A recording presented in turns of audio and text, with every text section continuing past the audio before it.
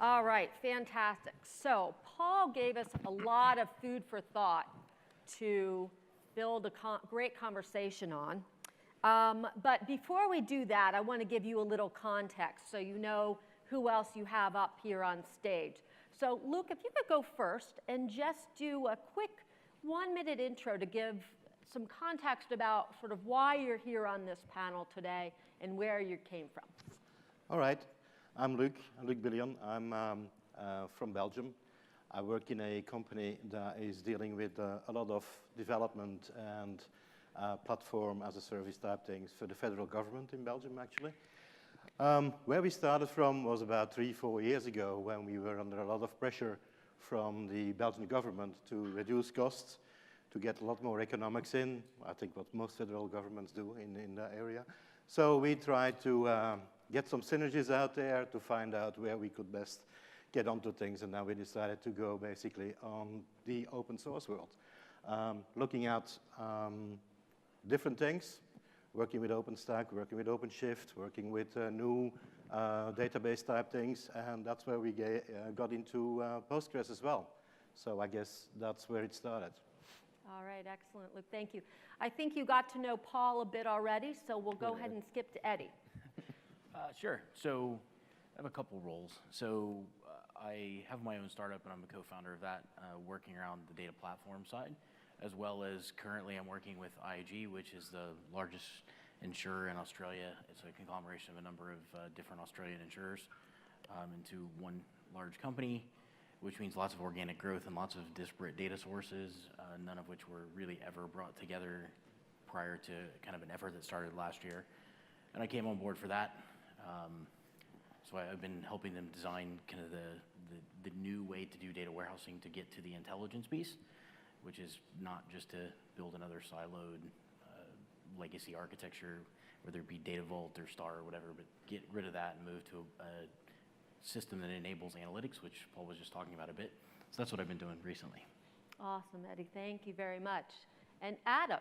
Hi, Adam Kukulowski. I'm Paul's colleague at IBM. About 10 years ago, I started a company that was operating in the sort of nascent NoSQL space. I was one of the authors of CouchDB. And I think in that project, we looked to Postgres time and again as sort of the can I say spirit animal? Like the intellectual forebear in the world of the database space that we wanted to try to learn a lot of lessons from and that seemed to hold the right kinds of ideals that we wanted to provide in a database. And have certainly lived that whole transition as people have sort of taken ideas back and forth and have been really excited to see a lot of the enhancements coming in the world of Postgres that expand its aperture in new applications. We built that database into a cloud service that was acquired by IBM, and over the past 3 years, my responsibilities have sort of evolved to encompass the delivery of all of our database and analytic services in the IBM cloud, which now, of course, over the past couple of years includes Postgres as a service. Excellent, Adam. Thank you very much. Now, I've got a lot of questions for this panel, and actually a number that I made up just as I was sitting listening to Paul as well. But I'm sure you do too. So I want to see where the mic is in the audience, because I'm going to open it up to you actually pretty early. I'd love for you to raise your hand, give me an indication that you've got a question, and we'll get you into this conversation too. But while we're finding that mic, let's actually go back to the end here to Luke. And so did I hear correctly that you're involved with the government as well? And there was some discussion this morning around sort of public-private partnership and different things like that. I want to understand how do you, in that type of sort of sensitive environment, how do you choose to go open source? What are the key things for making that decision? Well, the key things were basically, again, a bit of pressure from our government to actually see we want to get some added value to the public, to the civilians, and everything around it. So we're going to have to focus on that one, but we want to stick to the same budgets. So it's basically all driven by budget rules. Decreasing infrastructure, decreasing budget on infrastructure and platforms as such, while we have to go forward as well with the new technologies. and everything around it. So that made us initially invest to actually gain money afterwards and to make money afterwards. I think I saw that up on the screen as well earlier. So, and that's where we went from. So it's not a long program that we run so far. It's been not longer than 3 to 4 years so far. And slowly but steadily we're getting there. People are asking why in a governmental organization, which is not known to be the most innovative or something like that, why do you go with that? I think there's no other way around it. So we just have to do it that way. We have to go to the open world, working with the community as such, but not deploying just the open source. We want to go enterprise, and that's what we really want to get into and get further. So we do have a vision around that. You know, I'd just add to that for a second. And from the things that I've seen is that, so for sure, that's the spend money to save money we talked about in the open source. But open source isn't free, right? You know, I got a free puppy about a month ago, and I can tell you, it's not free, right? Absolutely not. But it's definitely the cost savings opportunity. I showed you that example with Postgres. But on top of it was the agility, and Adam, you would know a lot about this from when you were on the Cloudin days. It's the agility and the delivery of new function, feature, benefit in a fast manner. When I was in the DB2 lab back in the day, we'd update an Orosane every 2 years. We do an update, and like think about your experience on your mobile app today. You get updates all the time, and so being able to deliver new features that can further cut costs or do more efficiencies, I think, is another key thing that often gets forgotten. I think it's even bigger for open source. Sure. When you talk about companies doing like a digital transformation, Yeah, right? exactly. A lot of the analysts are going to be talking about, you know, this world of multimodal IT, multi-speed IT, and on the one hand, you're spending money to save money to harden your operational systems, and Postgres has a role to play there. And on the other hand, you're trying to encourage new business opportunities by building new applications, and increasingly we're seeing folks turn to open source data management technologies in that side of it. So it's sort of uniquely positioned at the center of this kind of It's perfect. transformation for companies. Yeah. And specifically from the IG perspective, had nothing to do with cost whatsoever, right? It's all about capability. So for Right. them, you know, sure, it went from 23 warehouses down to 11 now as they consolidated across companies, but it's more about getting capability to be able to curate the data, as you talked about, and to be able to look across disparate companies that were all part of one conglomerate now through organic growth, and be able to understand what does this mean across all companies that are all in insurance, but all very different products. Yeah. And how do I understand what a claim is and what a policy is at the basics, but then above that, how do I understand the details from a supply chain and a repair perspective? How do I understand that next level down, which is very, very difficult with a lot of the commercial tools that were used in the past. It is much, much easier and enabled by an ecosystem of tools around the open source community. And yeah, you hit it, community. It's like collaborators out there to work on problems, be them technical, be them business, that you can relate to. So I think that's neat. It gives the people from your organization as well the opportunity to work with people in the community as such, which is a big thing for them as well. They like to do innovative stuff, whereas they don't want to be, you know, held to whatever your supplier gives you. So that was a big decision for us as well to go for that one. Yep. Yeah, and as a recruiting tool, it doesn't hurt either. Yeah. You know, nobody wanted to come work for, you know, the data team at IAG 2 years ago. And now we've hired 4 new data engineers in the last couple weeks, and people are actually reaching out to our recruiting team, going through the data engineering posts that are on the career site just to get in, because we're doing this stuff with open source, and it's all around open source tools. And hey, we'll let you commit back too, right? It's okay. Paul, I'm still sitting here thinking, puppy, millennial, who has I hate them both. So let's talk a little bit about the buzzword I always hear at these types of conferences around privacy. Okay. And sort of, you didn't really go too much into that in your presentation. Sort of, what are sort of key things? Be mindful there. Yeah, I think there's overlooked this privacy thing. People always look at it for regulatory compliance. And I may have mentioned it, but I say that regulatory compliance, people always do the least effort to comply.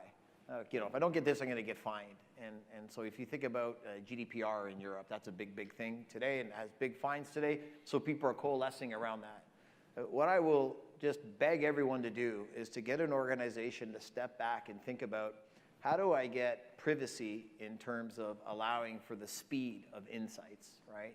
That will be your path to insights. And from a personal perspective, everybody in the room, I just ask everyone to remember, if you're not paying for the service, you're the product being sold. You're not the customer, right? If you're on Gmail, yeah, they just said we're not going to scan your email accounts to add you. Why? Because they've been doing it for tens of millions of people for a heck of a long time. They've already built those profiles.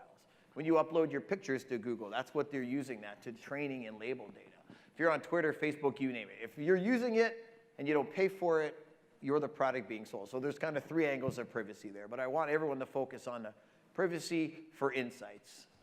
It goes a long way. You know, something we've been trying to tease out and explore a little bit is in the world of data governance, right? You've got this whole portfolio about defining policies for data management at a very high level and you know, what can be done with the data, what has to be redacted, how it can be used, and even, you know, down to the data subjects, right? Data about individuals.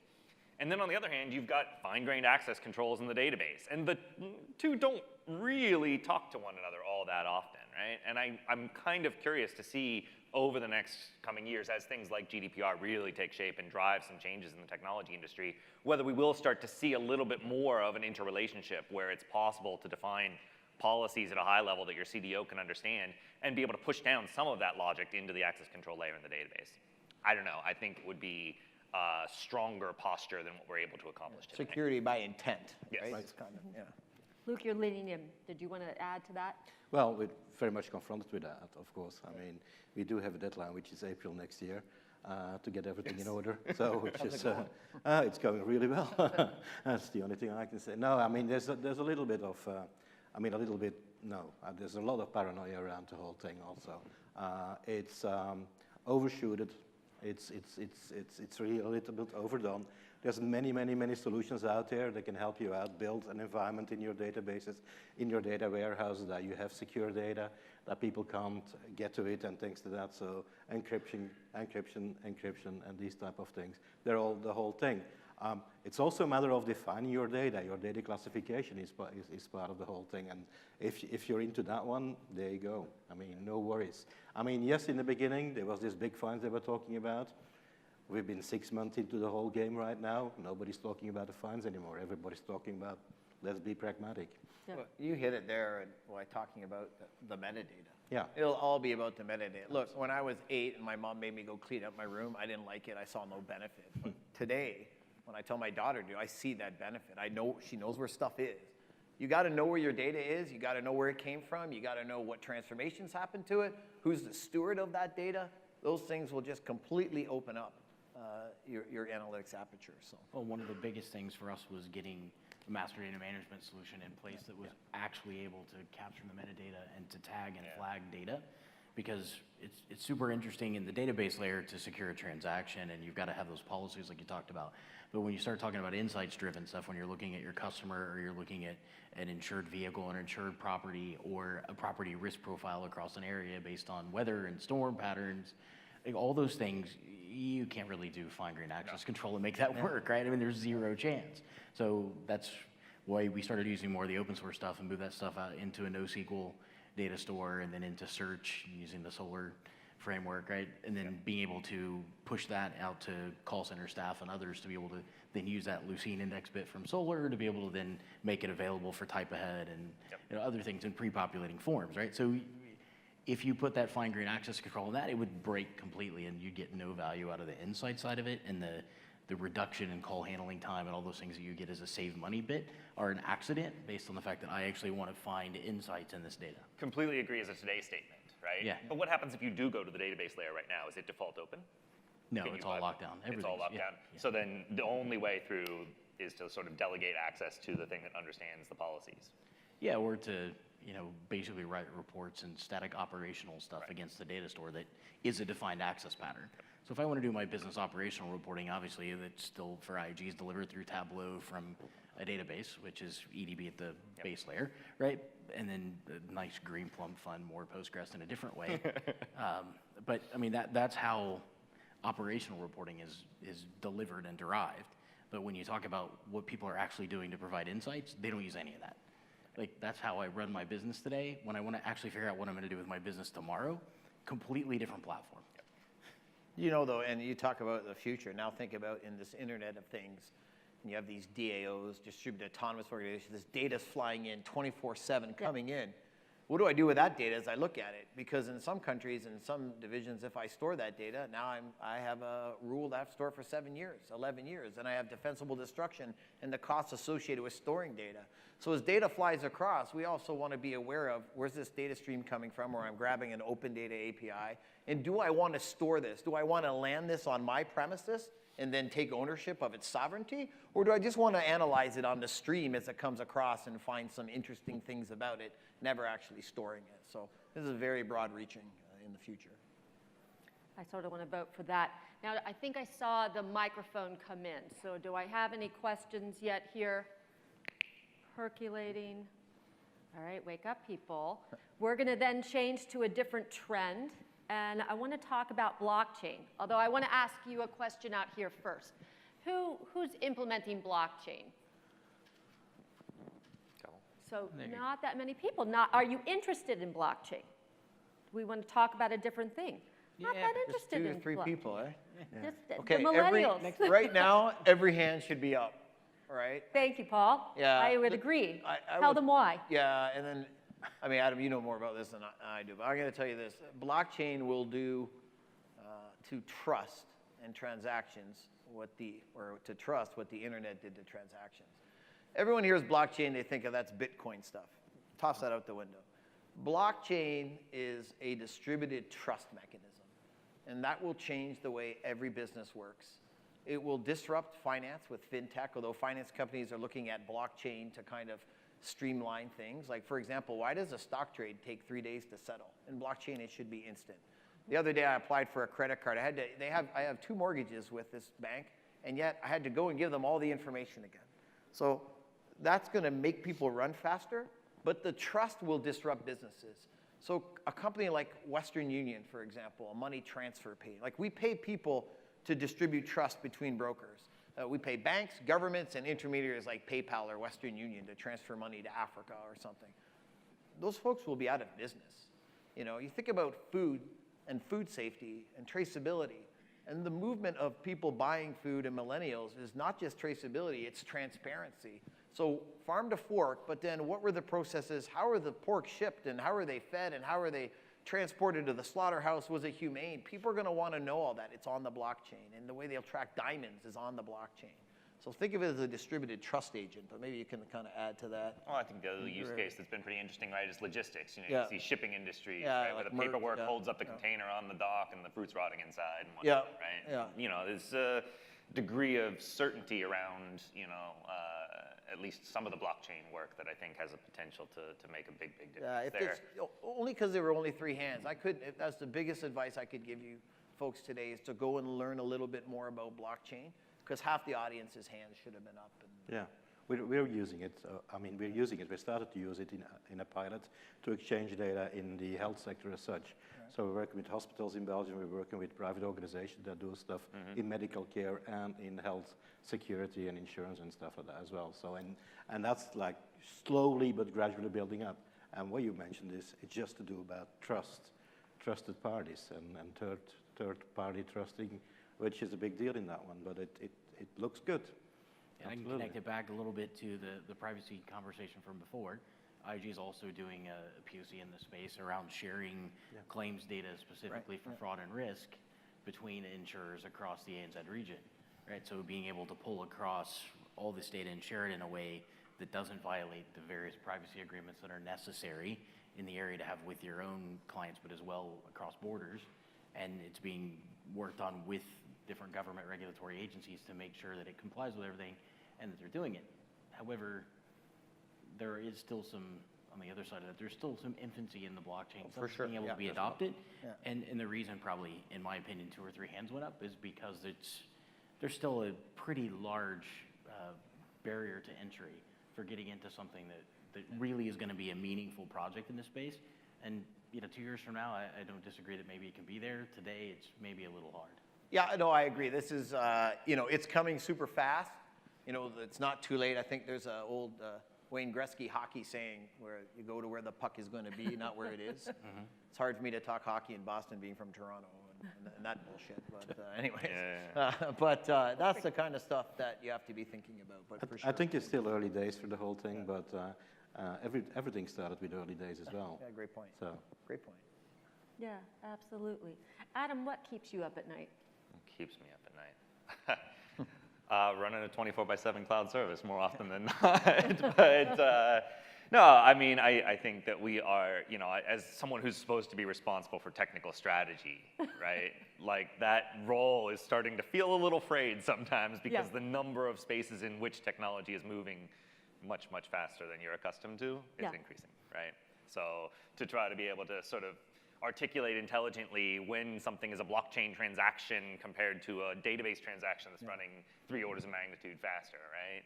To be able to sort of articulate, you know, the sort of data preparation pipelines that are useful for the world of artificial intelligence and sort of blend that with what you traditionally think of as the world of ETL, right? We're seeing these things converge, but I think everyone knows things are changing, but there are fewer and fewer people who have a clear idea of what the world's going to be like 3 years in advance. Eddie, what keeps you up at night? Well, what kept me up last night was, you know, deploying a whole new environment. So literally, just being able to balance the fact that a lot of the legacy of the data world, you have to keep that stuff running and you can't kill that while trying to do everything new. And, you know, new is great and fast, and, you know, with our framework, we can deploy an entire environment in 20, 30 minutes, but then you actually have to make everything work. Right? And you have to hook it back into all the legacy systems to integrate everything together. So even, like I was talking about earlier with the IIG, the new platform to do the insights work still relies on the EDB layer underneath to get source data from transactional systems.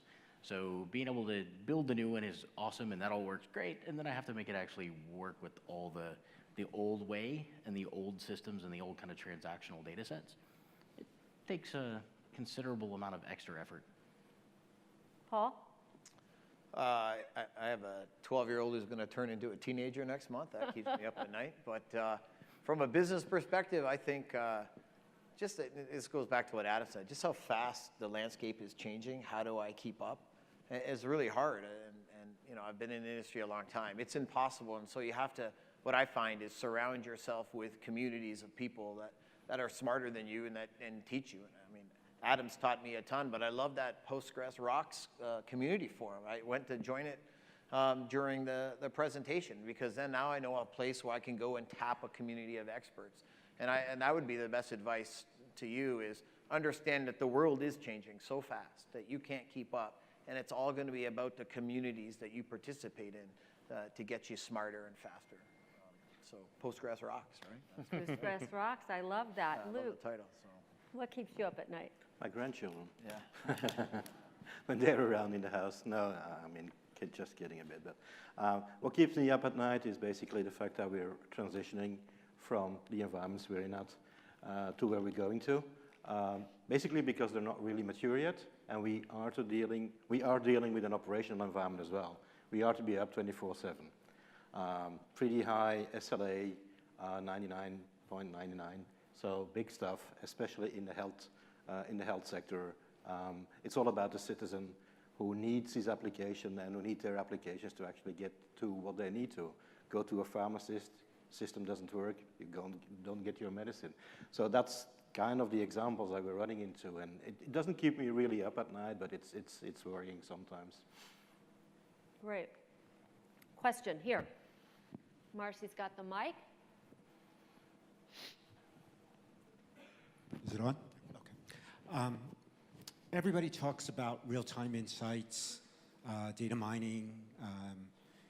Then everybody talks about the operational systems and the need for different, and legacy and reports and all that. If we look a year down the road, they've got to merge together, right? How do you see, what building blocks should we be putting in place today to be ready for a merged world of legacy and data mining and real-time insights? I'll take this one first, if it's okay. Yeah. So, interestingly enough, from an IG perspective, we are going to, in the next month or so, open source a project we've been working on to basically build in a Python Kafka-based framework for doing real-time data ingestion from legacy sources as well as new sources. So we're using a lot of stuff that's already been built in the community.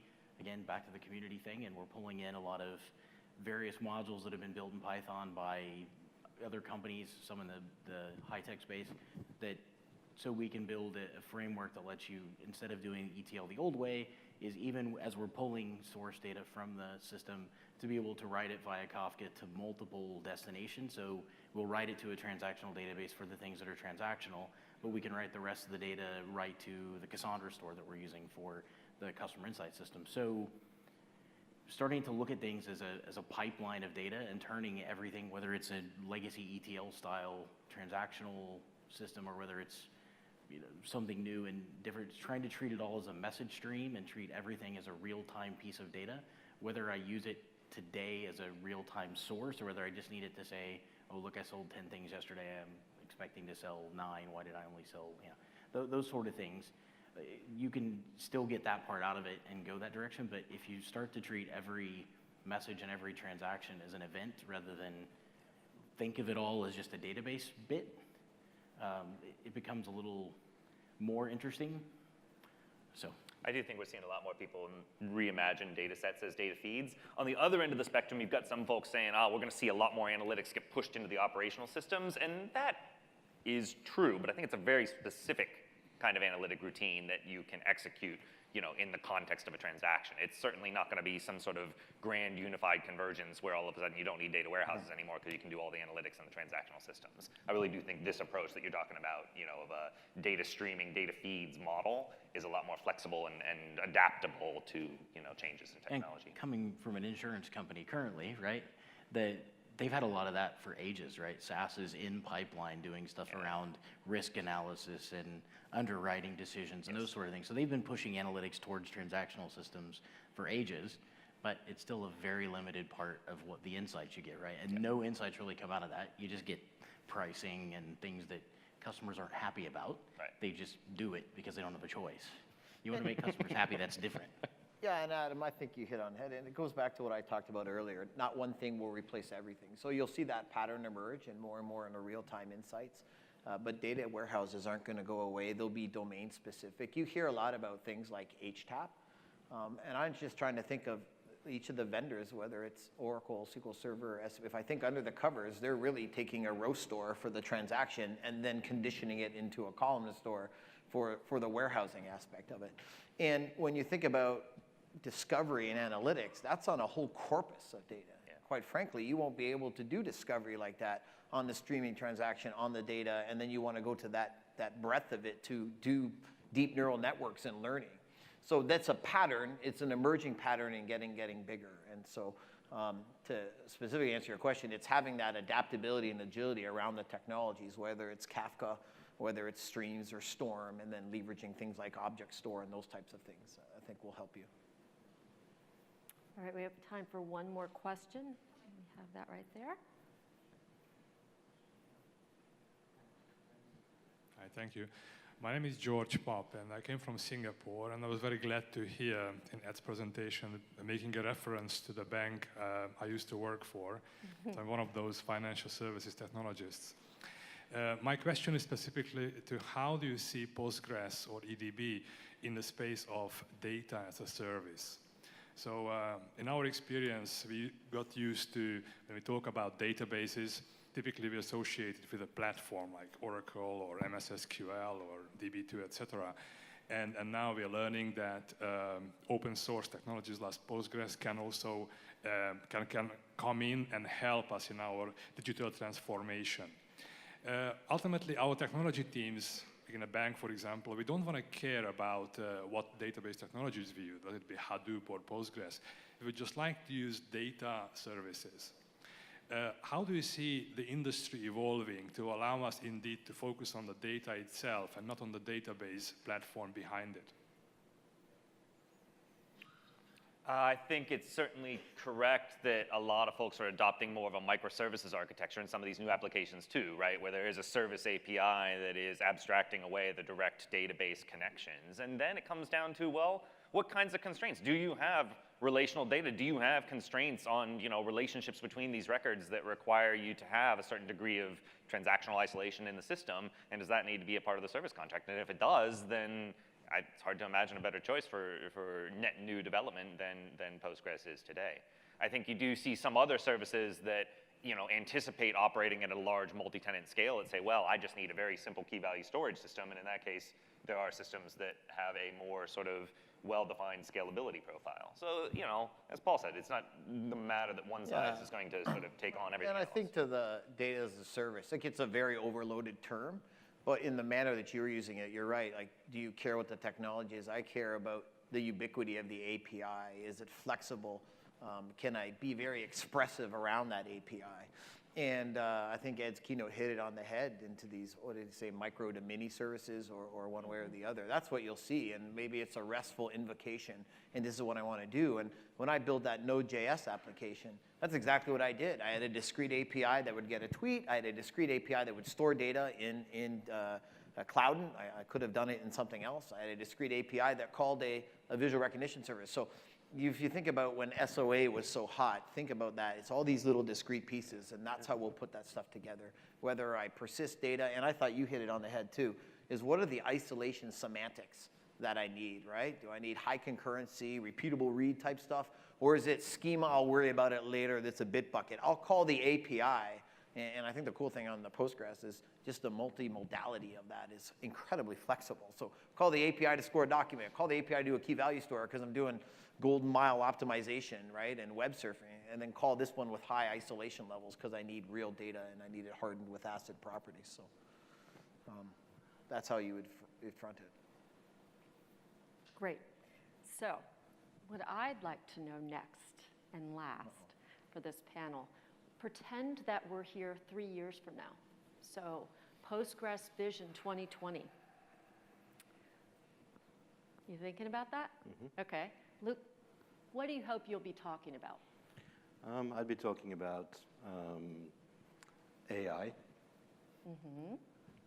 automation intelligence, because I think that's a very important one. I mean, you get more efficient by automating your basic principles, by building up your basic infrastructure and automating the whole stuff around it to get more efficiency in whatever you do want to deploy and whatever you want to build up with.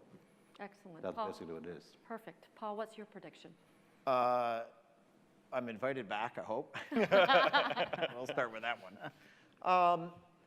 Yeah, I mean, I think we're back here and we're talking about a lot of the same things that we're talking about today. We're talking about governance. We're talking about data mining, artificial intelligence, although we'll all be more conversational and deeper. Like the algorithms will be leading the way. We'll all understand that. We'll all have recruitment problems to get the right talent there.